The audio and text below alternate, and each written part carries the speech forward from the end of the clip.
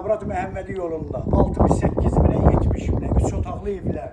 Bax gəl 68 minlik evin həyətini göstər. 70 minlik evində içərisini göstərərik. Biraz geçeceğim ki videomuz çok uzun düşməsin. Bak bu da 70 minlikdir. Bunu da göster. İçerisinde iş getdiyinə görə girməyək içəri. Bu xalq sənə minnətdar olacaqsan, onları qıtlıqda qoymadın. Bəli, bəli. İndi gəl bura.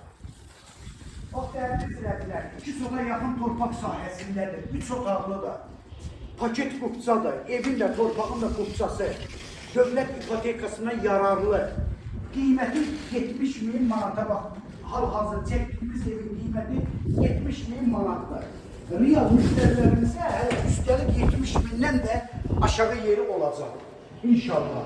Bax burada geniş koridoru. Sol tərəfdə qonaq otağı. Burada yataq otağı. Burada digər yataq otağı. Burada sanitar qovşağı. Burada geniş bir mətbəxdir.